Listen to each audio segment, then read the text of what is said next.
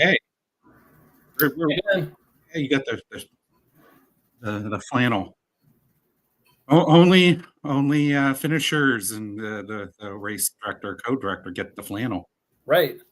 Yeah, this is a chance for anyone who's tuning in who wants to run it in the future can see why they're doing it. Correct.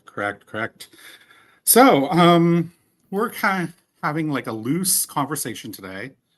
Just go over the race. Think about some of the things that happened. Also, talk about what may happen next year. So, if you want to start with a greeting, I mean, other than what I just said. Yeah, absolutely. So yeah, informal's accurate. Largely like the more people that want to talk, like we're happy to actually like put you on here. If you prefer just to like throw a comment in for us to read that way, that's okay too. But the more guests, the better. So if you get a last minute like bolt of courage, just comment in and we can send you the link. Ben, can they like just click to join? Or do we have to send it after that? No, but I can if I remember. There's like an invite thing, and I would have to try to figure out where that is. Ah, there it is. Cool. Can we Let me just just post that copy link it. in the Facebook? Let me just. I will post it somewhere. Okay, well, he figures that out. So again, anyone who wants to chime in, like if you survived the race, whether you finished or not, if you have great stories or thank yous or complaints, like if you want to jump in, like we'd love to hear it. If you have not ran the race yet but are interested and want to ask questions, pick our brains, please do. We have some like guests already waiting to jump in, so we'll roll them in and out. But yeah, anyone who wants in, we're more than happy to feature you. Yeah, very cool. So, first things first, let's do our congratulations and just go over some of the cheers, some of the winners and top finishers. So, our first place female, we'll start with the female, is Kelly Seaton from Providence Forge, Virginia. Time of 17 hours and 32 minutes. Coming up next, about an hour, 20 minutes later, we have Mary Kowalski. This is her fourth time finishing the Ironstone 100K. She's from Hollidaysburg, Pennsylvania, time of 1850. And then Angela Streff of Monroeville, Pennsylvania, rounding out at 19 hours and 5 minutes. Now the males. Raymond Stolfus, who won back in 2022, came in first again with an hour of 14:40. He is a rather local person from Coralville, Pennsylvania. Then we have Tyler Kanaji. Tyler K. Tyler K. from Belleville, Pennsylvania. Another local, 14 hours and 43 minutes. Only less than 3 minutes separating the first and second, which is always incredible, and that is usually the common thread. The first year we had the two top people finish within what 10th of a second from each other, so it is always seems like a very close race at the end. And third, one of my favorite participants, even though he came in third, Andreev Sabinski from Germantown, Maryland, with a 14:51 finish time, only 11 minutes slower than the fastest runner. That would be Raymond. No records were broken this year. Raymond is now the fifth fastest time on the course. And with the females, no record broken again, but Kelly, is now the fourth fastest time on the Ironstone 100K course. So one other acknowledgement would be what we call it, the Grit Achievement Award. And that We would don't be have the a name last. for it yet. I've seen other races call it the DFL Award. We're looking for a better name because we're going to attempt to be classier for once. Yes, for once. So the grit acknowledgement would be to Garrett Hacker from Miamisburg, Ohio. Came in with 9 minutes to spare. His first And 100K. First 100K, and the place totally interrupted. I mean, it erupted whenever he came in. So we're glad that he came in and had, whenever he came in, he had that look at me like I just went through like a car accident. It was an interesting expression, but he ended up loving the race, and hopefully everybody out there loves it too. So speaking of that, let's bring in our winner for the female. That would be Kelly from Virginia. How you doing, Kelly? Hi, good. Went on my first, or ran my first little bit today after the race, and it felt good. Felt Good. weird, but nothing was broken. So We'll work on that for next year. Here's some kind of weird, not weird history, but some history between the both of us. You ran Rockin' the Knob many years ago. I think it was like the 10K, and then the next year you went to the half, and then I think last year you won the race at Rockin' the Knob and decided, hey, I'm going to go out and do bigger and badder things. And yeah, we're glad that you came up and continue to come up here to this part of Pennsylvania, since I know you're, I guess, what, Providence is near Williamsburg, or? yeah, I'm like between Okay. Richmond and Williamsburg, so it's very flat and there's no rocks here. I like coming up for your races because I kind of consider them like my hometown races. I grew up in Cambria County and my family is like still all up there. So I try to like combine my visit family time with some races, and like when Ironstone first started, like the first year, I was like, I knew I'm going to do that someday. I just don't know what year. And then like last year, 2024 was the first year. I was like, this is the year I'm going to do it. Yeah, last year you had a very, very good finish, but I guess this year everything just came together for you. Yeah, I finished I feel like last year was kind of the best possible circumstance. Like I finished like nothing hurt. I had a good experience, and I knew I wanted to come back like the next day. And I also knew like even that year, like I think I could have went a little faster, but I was just like happy to be out there. Didn't even know if I could finish. I had done one of the training runs over Memorial Day weekend with Patrick, so like that was a good preview. But still, it was like I'd never done anything that long and that technical. I'd done some like short or 24-hour like non-technical things, but very different. So 2024 was great. I like knew I wanted to come back, and then I had a whole year to think about like what would I do to get a little faster. And what I did was kind of like best case. Like that was like the absolute, like maybe I could take that much time off, like probably not, but I'll just like write down splits so my crew's there just in case. Very cool, very cool. Congratulations. Thank you. And yeah, very impressive finish. And hopefully you come back to what do you call it whenever you like continue the crown, or ask for a challenger to take the crown from you, and so Defend hopefully her you title. come back, defend the title. That's it.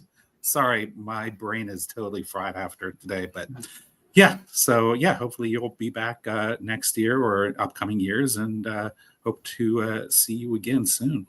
Yeah, thanks. No, it's definitely a race that gets in your head, and I'm like, I need to go back. I can't imagine like not doing it. Of course, I don't know if I could go every year, but I will certainly be back more than once. Very cool. Very cool. Patrick?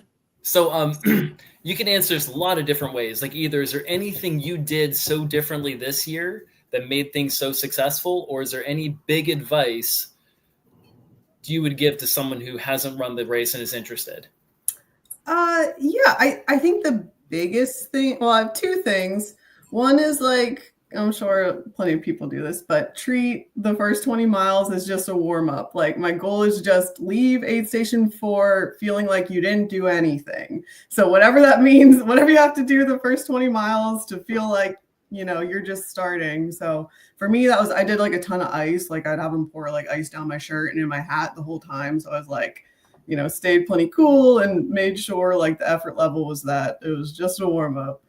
And then this is like probably silly as far as like mantras go, but what I was going to tell myself the whole time this year was, I'm running. And it's like, of course it's a race. Like, yeah, you're running, but that's just what I kept telling myself when I was on the ridges and on the rocks, like tell myself I'm running, I can run this, you're running. Even if you watched me, it was like not a running pace, but I was like kind of in a running form. So then when you like hit those like 3 steps that you can run, you're already running. Because I'm a very slow hiker and not very good at the like run hike transition. So I just basically tried to run the whole thing, which was possible because I got grippier shoes than I had last year.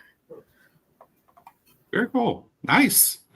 So it paid off, and paid off big time. So yeah, congrats. Thanks.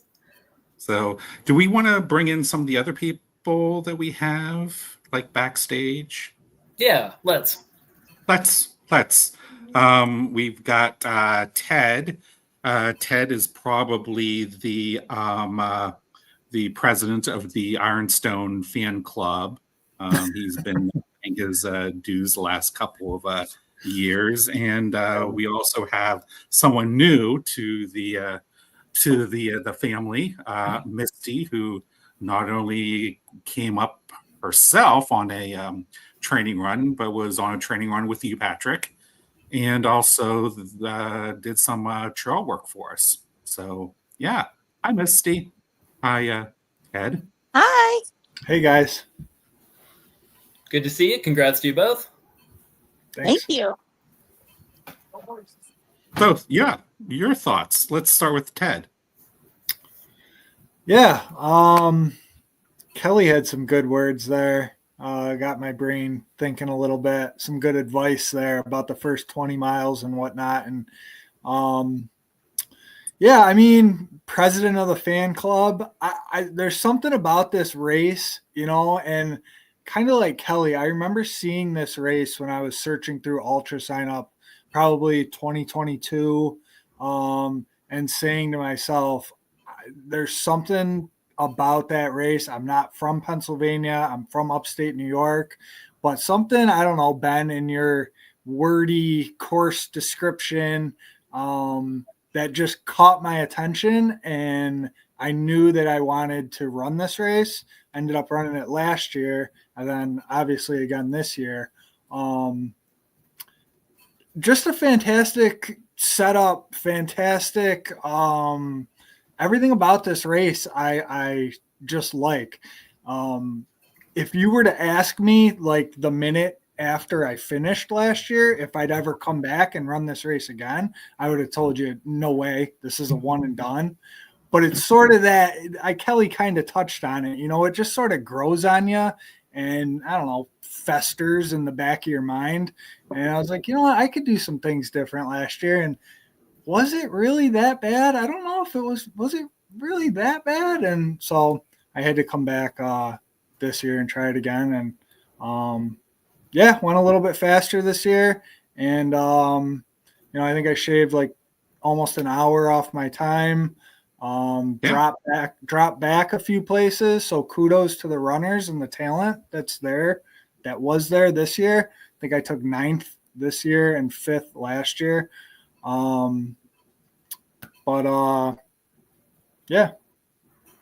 Misty, between the 2 years, let's talk about weather. I mean, it was very similar, but there were some subtle differences. How did that play into everything? Like Kelly, I mean, the aid stations, especially 1 through 4, are just so stocked, especially with ice, that is just such a game changer for me in those first 20 miles.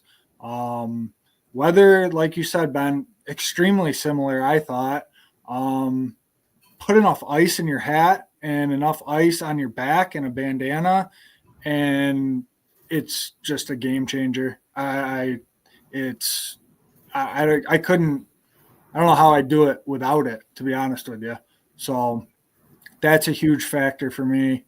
But weather was pleasant. I mean, t-shirt, super light clothes, never once got cold during the night personally. I kind of like the weather, to be honest with you. Maybe minus the first 20 miles, but comfortable. Cool. Misty, your takeaways. Well, hello. So I wanted to do this race in 2022.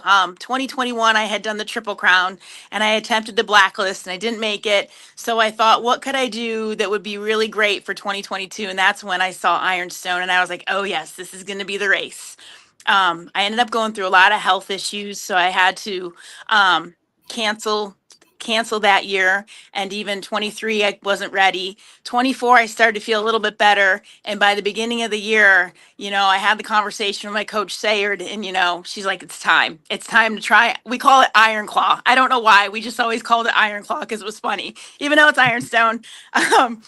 So she gave me a really great running plan. It consisted of a lot of rail trail, a lot of boulders. She actually said, Misty, I want you to go up on the boulders and I want you to go left and right for about a half hour. So I drag Danielle Barney along because she's my partner in crime. And we go up on the boulders, I don't know, 4 or 5 times this summer.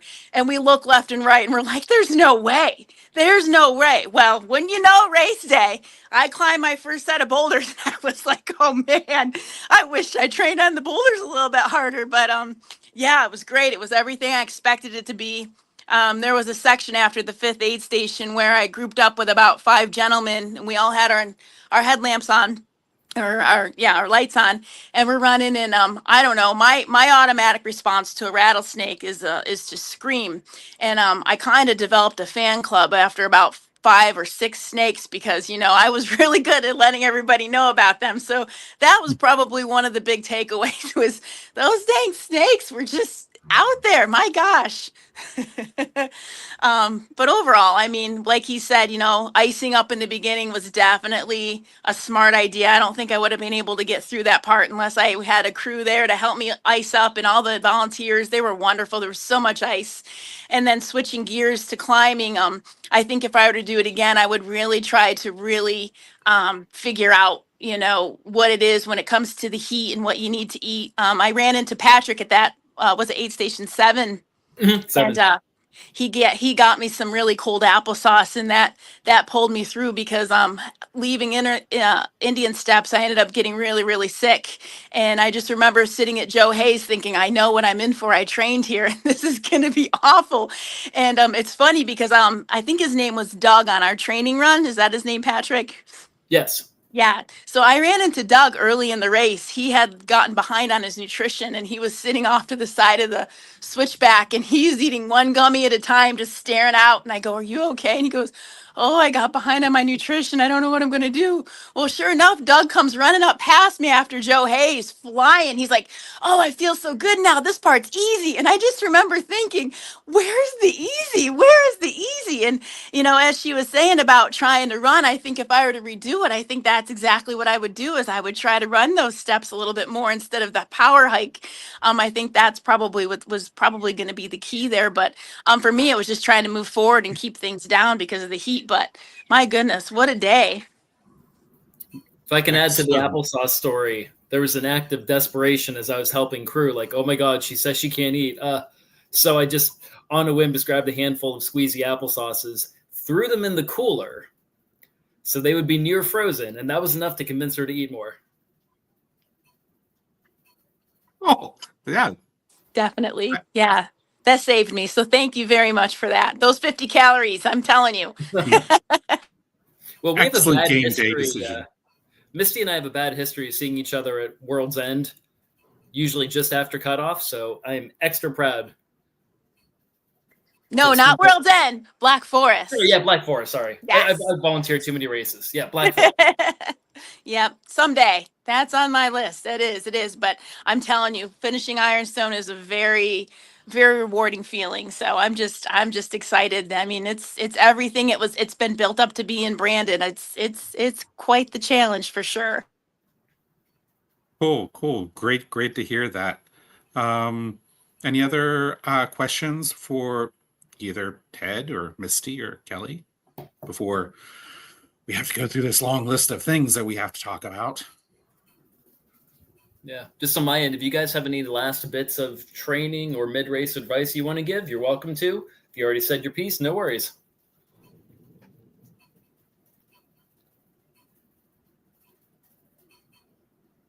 Sounds like they're out of inspiration. I'm okay with that. Yeah. So really quick, I want to go through the sponsors. Let's do it in kind of a random order. We've got Levity Brewing that provided the beer and the beer mimosas at the finish. We got the Lauer Trail Ice Creamery over in Williamsburg. If you were able to get a ice cream at Aid Station 2, it was provided by them. Buzzsaw Coffee provided the coffee and iced tea at the finish line. First Frontier, which is the local economic development agency, supported us. We had Tailwind Nutrition that gave us and was a sponsor for the nutrition. Altoona Softwater was a very late addition. They provided all the water that everybody went through. And maybe quick, Patrick, how much water did we go through? I believe what's 25 maths. gallons at each of the aid stations, plus So, another yeah. 4 at the water drop. So 25 times 8, mental 200 plus, and then 1 at the second, 205 gallons of water ish. Yes, that sounds about right. So, yeah, very, very thirsty bunch considering how warm it was. But lastly, want to thank the Bronco Wild Fund. They were there helping out with the race. They had a nice exhibit and expo at the start. And because of their efforts, we and also some other organizations like Canoe Creek, Mid-State Trail Association, Standing Stone Trail Association, and some of the first responder organizations like fire companies and EMS are all going to share $10,000 donation from Bronco Wild Fund and the neighborhood Ford store. So thank you for their tremendous support, this race. So hopefully we get them back pretty soon. Really quick, let's go through the swag and roll call. So I know, like Ted has his flannel from, I believe, last year, and then no, that's this year. I'm sorry. I can't see the blue, but anyhow, if you want to send us pics of you and your flannel, you with your Matt Lipsy glassware, your medal, whatever, make other runners jealous, make them regret that they didn't sign up. Do whatever you can and post it on our Facebook. Bully your friends and show them all the cool stuff that they get for enduring this challenge that we call Ironstone. Very quickly, we like to shout out to some volunteers of the year. First off, there's Jim Savoy and Burgess Smith. They were 2 recipients of the Volunteer of the Year award. They spent basically the entire season up on the Mid-State Trail and Standing Stone Trail, clearing out blowdowns, widening the trail, making sure that this race went off without a hitch, without any big obstacles and other Laura challenges facing runners. And also, I would like to introduce our third recipient of the Volunteer of the Year award. There is Scott Lance. Scott, how are you doing? Okay, Congratulations. Ben, how are you? Scott, good to So- see you. Yeah, it's good to see you guys. So, what do we want to say about Scott? Should we kind of go into detail of why you are the recipient of this year's award? I was Oh, wondering also, I didn't tell him ahead of time. Oh, So it's like, oh, why am I So yes, here? Volunteer of the Year, Scott. So you signed up for Aid Station 2, but then suddenly you're at Aid Stations 5 and then 6 also helping. And then it got interesting. And if you want, you could tell the story better than I could bumble through it. about Get some going up food. on top of the mountain and getting the runners down. Yes, that. Yes. So about 2:00 in the morning, one of the crew of one of the runners said his friend had, fallen and hurt his knee. And after looking at the map and determining where to go, me and Jonathan, we drove out there and we just power hiked to the top of the mountain.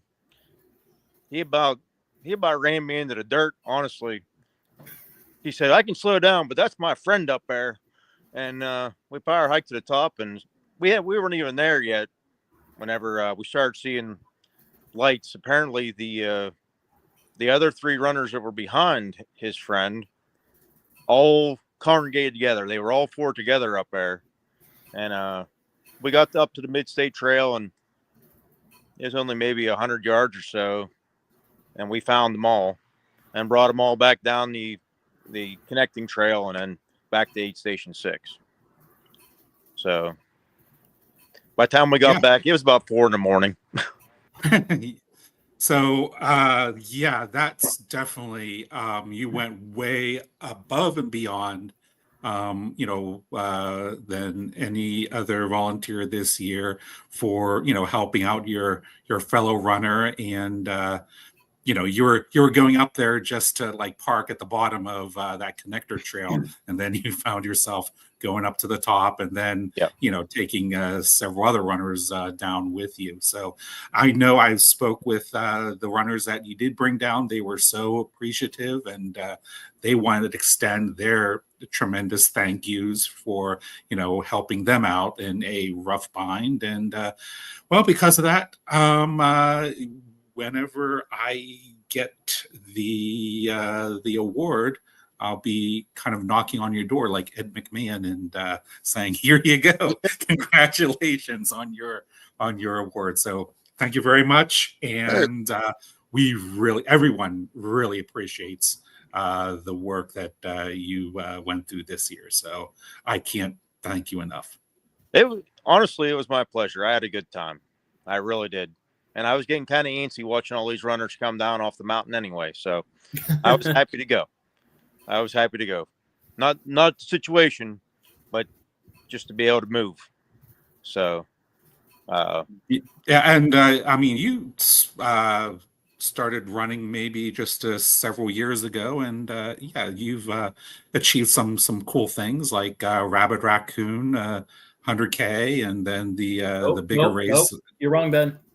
What? You're wrong. What? Why am I 100K wrong? last year. Okay. 100 mile this year. 100K, yeah, last year, but then 100 miler this year. Yep, I had the privilege of pacing him this year. Happy to do it again. Yeah. So.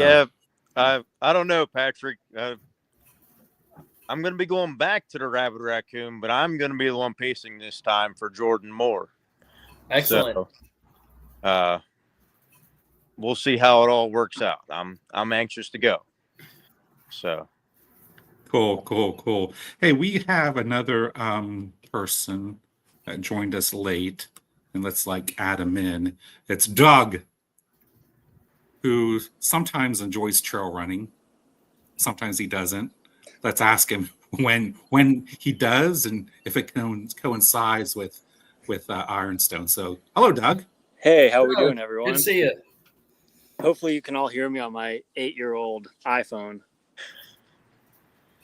But yeah, I guess there was one point during the race where I didn't enjoy trail running too much.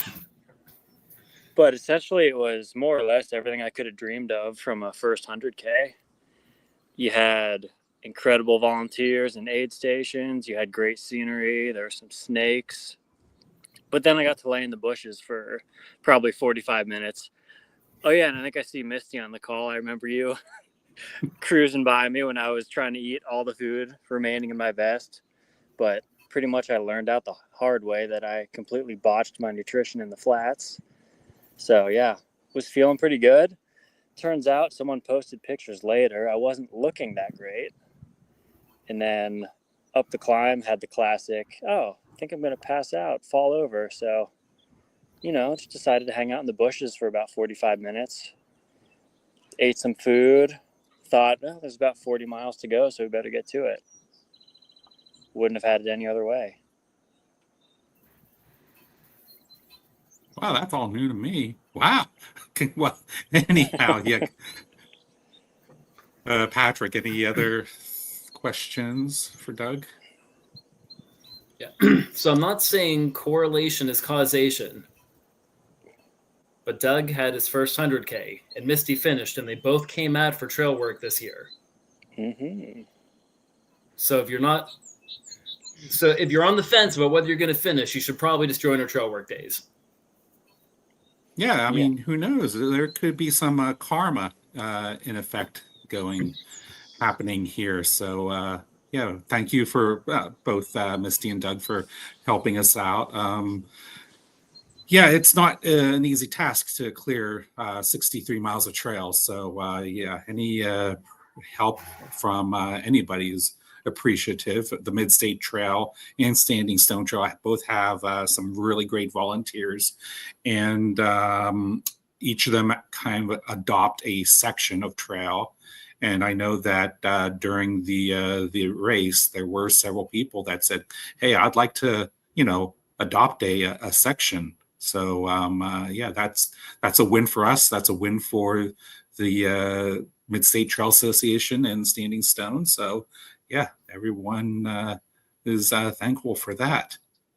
So Pat, maybe a quick rundown, thanks, of some of the volunteers, the other volunteers, like the aid station before I shout out to captains. the captains, participants, you can hang out as long as you want. If you want to chime in, if you want to get off the screen, you're welcome to as well. So you get to whichever makes you happier. All right, but special thanks to all of our aid station captains. Josh Nicholson at captain for one, who volunteered later in the race. Victoria Johnson with Altoona PA Runners did the aid station 2 in Williamsburg. Kelly Martin O'Connor, aid station 3 at Mount Etna. Janice Hardcorn did aid station 4 at Alpharetta, and she is. We tried to get her on. She is currently flagging a course for another race right now, so good for her. And she is the volunteer coordinator for Eastern States. So if you get a text or email from her, just don't even read it, but say yes. Just go wherever she sends you. Aid Station 5, John Kogorchik from Johnstown. That was up in Coleraine. Aid Station 6, Luke Ebling and Maddie Sell from Central PA Trail Friends and the Frozen Snot team. So they were Indian Steps. Aid Station 7, the Rascals are on vacation, but Lauren Sensi and Craig Miller from Rothrock Rascals took care of Aid Station 7 on Little Flat. Aid Station 8, Stephanie Daniels and Carl Lear from Johnstown Running Club, and they do Run the Quemahoning race. They are on a group run right now. I told them that they should just, stop in the middle of the run and chime in, so we'll see if they do. But you guys, the consistent comments I heard was worst course ever or hardest course ever and best volunteers ever. So specifically to the captains, but and to all the people you gathered, thank you so much for just making a difference in the runners race. Can I add that, all the aid stations are wonderful, But I've spent a year telling people about the porta potty at Aid Station 6, and I was very happy to see it was the same this year. I don't know if we talk about it or if you have to run to experience it, so I don't want to like disclose that. It's not public information, but I've told a lot of people about this porta potty. Yeah, we believe it may be the only rave porta potty on the East Coast. So that's that might be worth part of the admission fee. The entry fee is having that. So they'll probably be listening to this, so they probably are appreciative. Patrick? Yes. Hey, I'm looking at our notes. Did we say the thing that we wrote in red? Well, we can do that, or we can do it later whenever I talk about some comment. I will say the thing. Yeah, go ahead. There's just some scheming he and I have had and some comments. We are at risk of going soft at you runners, and we're considering what would look like to add whether a full aid station or just dry snacks somewhere between Aid Station 6 and Aid Station 7. Like, we're really just going soft in our long age. But yes, there are race talks of what happens if we break that up a little for you guys, like taking the water drop at Joe Hayes after that third climb of the race and improving it a little. So we are promising nothing. Yeah, but that is in play, and we're kind of leaning toward more of a like unmanned aid station where there are snacks, there are some things available. There'll be like in a cooler. One time, the first race of Black Forest, what we did was we had a big cooler full of mason jars, and inside the jars were ramen, and that's all. That's all you get. So it might be something that, is kind of with the spirit of the race being a hard, brutal course, but some little, I don't know, amends, some little accommodations for you for that long stretch between Indian Steps and Little Flat. So stay tuned for that. All right. So again, let's see. Results. There's places you can find them. They are uploaded to UltraSignup now, correct? Yes. Cool. They're on UltraSignup. They're also from on our sign up. They're also on our website. There's also on Ultra Runner magazine and ultrarunner.com. So all the results are up, and they are ready for you to look at. Maybe talk a little bit, Pat, about like the whole actual philosophy of the race real quick. Yeah. So I think this leads to what we're going to talk about later. So Ben and I have a philosophy and a vision, and even just like the mood and tone of the race. And there's just a lot of this mission statement is determining how and why we do a lot of the choices we make. So we are meant to be a low key and just quirky trail race. We want to more down to earth compared to other races, but we also expect our participants to be well prepared and informed about the race details. Like, we want good support, but we know this is supposed to be a hard and meaningful challenge, not just the rocks being hard, but like a navigation challenge is part of it. Some of the long stretches are in fact part of it. So, we appreciate all the feedback we've gotten, but that's kind of the point of our mission. Like, we want this to be mentally hard. We don't want this to be a no-brainer on difficult rocks. We're here to make you work. So, that will determine, or that has determined just a lot of the choices we made. And as we go through the comments that we've been getting from people, and thank you for those who filled out the surveys, that's going to be the deciding factor in what changes we do and don't make. Correct. I mean, some of the changes that we are thinking about, like, for example, we do A lot of our like race announcements and information is on social media. And we do understand that not a lot of people, but there are some people that are not on social media. We do have a section on the website called News, and it's a blog that has everything that is, comes up that isn't in the race website that, we need to discuss, like changes to the course, updates on swag, the timeline, and so on and so forth. But one of the questions and people that have been asked, and I've always been reluctant to do, but maybe we will pull the trigger on this if we get some, people that says, yeah, this is a good idea, is more email communication. I'm the type of person that I hate emails. So that's kind of like a personal thing. But if you think that having more email communication, maybe it might be like a digest of here are the things that we talked about on social media, but here's an email that summarizes everything, and that's sent every 2 weeks. Yeah, we will probably be using, different ways of communicating with people.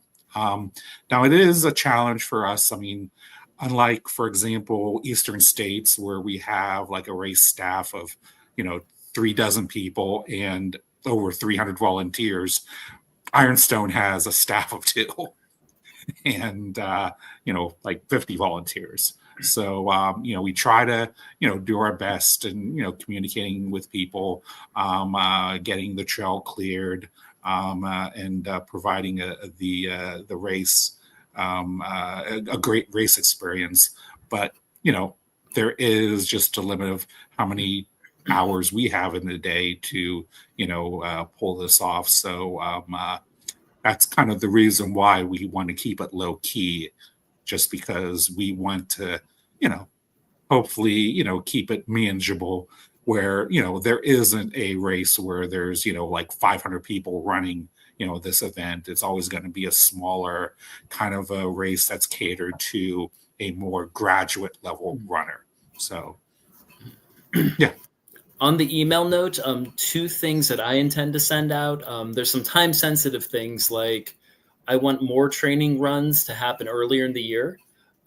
Honestly, I ran Massanutten and my goal race reduced the number of training runs I was willing to offer, but I hope to do better next year. But I want those training runs and some of our trail clearing days to go out an email ahead of time so that more people have access ahead of time to plan those out and join us in those. So those are a couple things that we'll just start. We will gladly send you too many emails if it's related to that. Yeah. Let me think.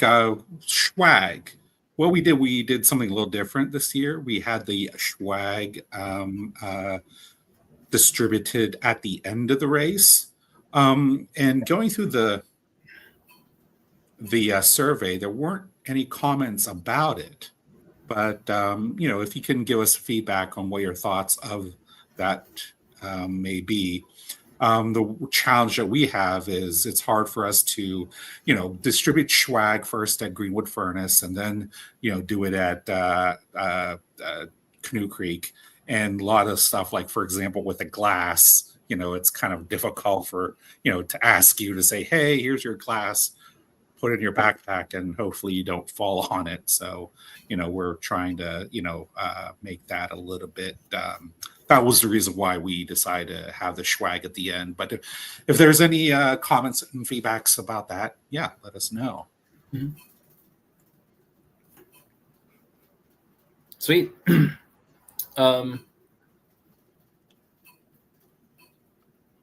Yeah, course navigation. There's a lot of there's a running theme of the comments of everyone wants more flags. I know why you feel that way. Well, with a low volunteer team and with a ruggedness, we're not we're not going to have regular flag to flag to flag to flag race. That's just not part of our mission. But yeah, we are looking at if there's we're thinking of ways just to tighten it up. Like we made a big point in the biggest navigation section to make sure there were signs marking all the turns.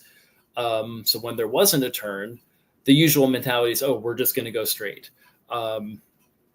You know, we talked about if we want to add a confidence ribbon after an intersection or after a road crossing. Again, that's a talked about. We didn't commit to any of that.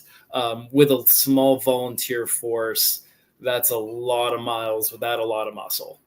And also, there is also some hesitation from DCNR for having flags up on the course. So we are kind of not permitted to put tons and tons of flagging up. We're kind of restricted on where we can put flagging because it is state forced land, and they give us the permits to have the race, so we kind of have to do what they require us. So that's another consideration. But one of the things that we think that will really benefit a lot of people is downloading the course using the GPX file mandatory. Having that safeguard that you can see what's going on, and know if you're on the course or not, will help out a lot better.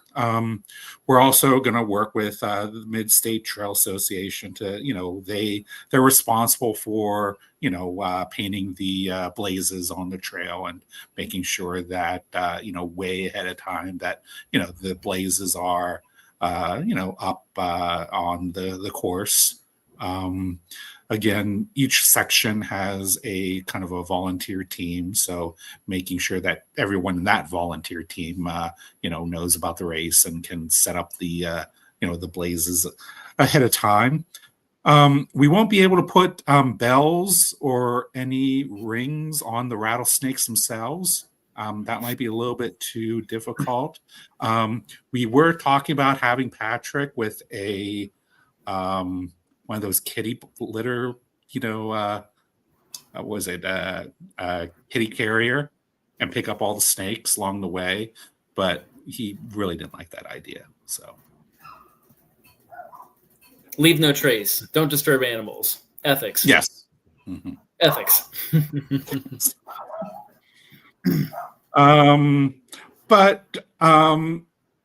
And also, there was some issue with some places about some flags. There was like some miscommunication with a volunteer where there were flags that there weren't supposed to be. But that just happens, sometimes, and from what we understand, not a lot of people did that, but there were a couple people that were kind of misled off course. So our humble apologies for that, and we're doing some things to rectify that. So yeah. If a flag that wasn't supposed to be there prevented you from finishing on time or making a cutoff, please reach out. Yes. Cool. Couple things like everyone, you should own maps. You should look at them. You should read them. Mostly for our race, but just in general, it's a fun, nerdy hobby, and it's a great way for you just to be more successful at any of your courses and at just knowing. So like, study your maps just for even like your local, like stepping out the back porch, your like neighborhood trail. Look at your maps. It's a good skill to have anyway. Yeah, exactly. See here, anything that else we want to talk about? Yeah. So some comments. Andre, who I love every other idea he's given me, he made a suggestion. Can the overall winner's trophy use actual rocks from the trail? I see what you're doing. You're trying us to whittle down the rocks on the trail. No. We are adding more rocks to the trail from year to year. Yeah, and just a kind of a side note. Andreev kind of has a challenge that he wants to embark next year. He is determined to not only be the first place winner, but if he does become the first place winner next year, we will give him a special award that is very significant for him. So, yeah, I know what we shook our hands and agreed to it, but just to let him know, yes, we're doing that. And I witnessed the thing that Ben is vaguely talking about. Yes. Yes. So apparently, like individual barters with the race directors are a perfectly good thing. So, come reach out. Yes, it depends how far they go, though. I mean, there was an individual 2 years ago that tried to bribe me with some beer from the Catskills and wanted some consideration. I was like, "Thank you for the beer, but no." So, nice try. How about putting the course in reverse? No. Good. You shook your head. No. We have talked about maybe like on a weird year, like a 10th anniversary, having a special course.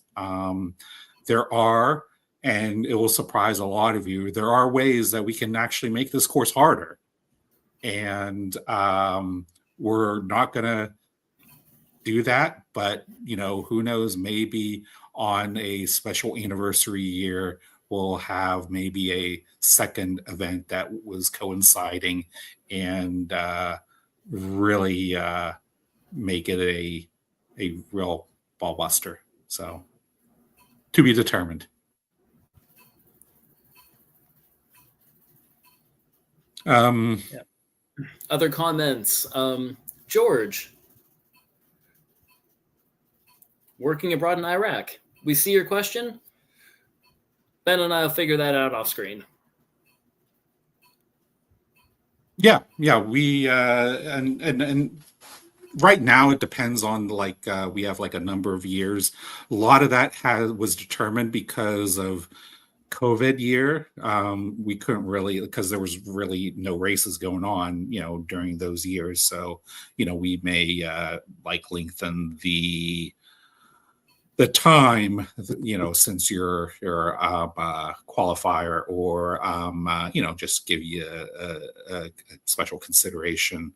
There was, for example, one person had a comment about, there was some confusion from the food provider if were the crews allowed to have food, or were and so on and so forth.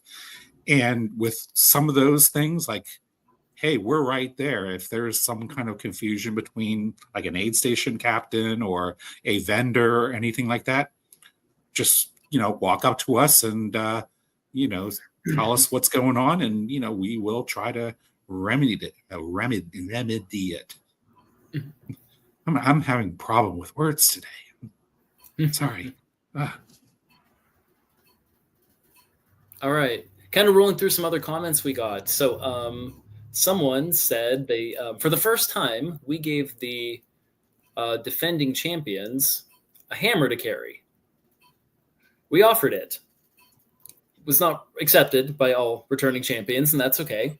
But someone who identified herself as Kelly S. is excited. So, yes, we should have a hammer that you get to carry for the whole race. And if we want to make that a tradition, I'm on board if Ben is. I love it. It's like a built-in excuse if things go wrong. I'm like, sorry, I had the hammer. I never thought of it that way. It's like... Does she want a heavier hammer? I think the hammer is it's what, a 2-pound hammer and a 3-pound hammer. That's fine. You don't want it wheeling around a 10-pound hammer. That's even I think that's ridiculous. I mean, just because I don't want to run with a sledgehammer doesn't mean I won't ask someone else to. But whatever, we'll figure that out later. Yes. So let me think here. Anything else? Cooler weather next year. Cooler weather. If we could control the weather, we'd make it worse. Rattlesnake Roundup. That's just you and your cat carrier and grabbing. Ben, were you there on the backpacking trip with Will where we experienced a rattlesnake roundup? No, I wasn't. You there. might not have. I know you were up Queehana, up north. Yeah. It's fascinating to see a bunch of people walking around with like grabbers on the sticks, explaining to you that rattlesnake tastes just like crab meat and asking you if you've seen any rattlers. But no, we're not doing that in our course.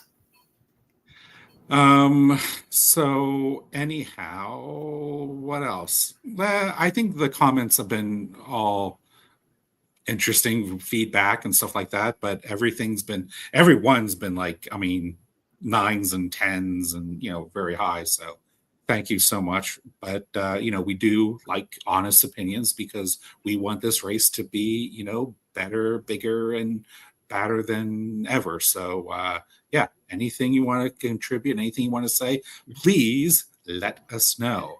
So I guess the big announcement is save the date next year, July 11th and 12th. The second week and in July. Hopefully you will be back. Everyone will be back for that event. And we are going to open up registration September 1st. So a couple months away. So hopefully we'll see a lot of you signing up again. And any last thoughts from Misty, Doug, Ted, Kelly? I just wanted to take a second to say congratulations, Doug, for the amazing comeback. You blew my mind when I saw you coming past me at Joe Hayes. I am so proud of you. That just awesome. So, and everybody else, just fantastic. But Doug, I'm just so glad you did so well. So I'm glad I got to say that to you. Thanks, Misty. I appreciate it. Had to do a lot of soul searching on that one, but we got her done. Doug, Ted, Kelly, any parting words? I guess with a lot of these trails in my backyard, if we are trying to do more like course preview runs next year, I'd be happy to lead some if no one else can. Doug, we'll be in touch. And give me some time to figure out how to do it correctly. I will be starting an Ironstone Strava group for training runs and maybe trail work announcements for those of you who hate Facebook, but actually use Strava as your preferred method of social communication. I'll have a group up there too, so another way we can get some information out. I've seen the Rothrock Rascals use it very effectively, and I'll just copy from their playbook and pretend like it's like my own idea. For example, also like Mary Kowalski, 3-time winner, said that I want to have a preview run during the daylight because I want to see all the vistas and things that are on that trail because I know it's beautiful, but I can't see anything during the night. So we'll do that as well.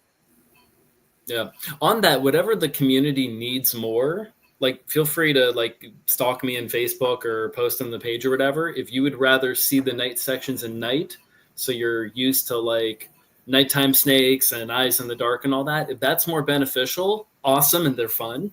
If you would do better doing preview runs in the day, I'll do what makes you happier. I live close enough, I can run out there whenever I want. So yeah, feel free to chime in if you have a strong preference, and I will gladly steer towards what's meeting everyone's needs better. Yeah, I guess hopefully Ted. I just wanted to say that as far as getting the information out and stuff, I've never seen a race do a better job of, your website is incredible. I mean, it is, there's almost too much info on that website. I almost get lost on it. I mean, from your navigation section by section with YouTube videos, with pictures, with all the history. I mean, it is just fantastic. Maybe I'm on social media too much, but your social media presence too. I mean, it couldn't be any better. I mean, I run a few races a year, and this is by far the most organized and informational race that I do. And the cost is so freaking great. Maybe it's because I'm from upstate New York and we have way higher costs and stuff. But for the cost of this race, and I'm a sucker for swag, and you guys give just amazing swag, I just can't say enough good things, not to inflate your ego anymore. Well, thank you. Inflate away. You're good. We'll take it. Yeah. Mm-hmm. I mean, a little background is, we are an all volunteer organization. So none of us, make any money personally off of the race. And we have the good fortune of being associated as a race under the Eastern States Trail Endurance Alliance. And kind of Eastern States is almost like the cash cow, while Ironstone, every year that we've had this race, we broke even. I mean, to the point where we've been only, under budget or over budget by $100, because we have some good people that do the finances and, find out, like what swag we can do and, what we can spend. And, but, hopefully, with donations and other contributions, we can continue with, with this race and what we're doing, because, I mean, we're all trail runners, and we know, after, your third, fourth race of the year, it gets expensive, let alone travel to wherever you need to go and adding, like new shoes, new equipment they have to buy. So, I mean, it all adds up. So, we being trail runners ourselves, we understand that. And we're glad that people, appreciate that. So thank you, Ted. So Patrick decided to go and take a nap, I believe. I don't know where he went. So anyways, that's it. Yeah, thank you for coming out. And hopefully we will see you coming soon. Oh, hey, there's Patrick. Somewhere he's in this little box. Hold on here. I have to find my mouse. There you are. Technical difficulties. No good story. I'm just stupid. All right. So, anyways, thank you for coming out. And yeah, hopefully, any last words from Sir Patrick? It is just an honor to just be part of such a wonderful community of runners and volunteers, because these are runners who are training harder and for like wilder conditions. And these are volunteers who are like really, really going above and beyond. And like, it's just, it doesn't matter what side of the aid station you're on. Are finding ourselves consistently from year to year, just being surrounded by the absolute best people, and just could not be thankful of the wonderful company we get to keep. So thank you, everyone. Yeah, we're very indebted to our volunteers. So yeah, we cannot thank them enough. So, all right, well, Patrick, should we just sign off then? All right, everyone, have a great rest of the season. There's still several months of really good racing here in Pennsylvania, and hopefully we will see some of you on the trails later. Thank you.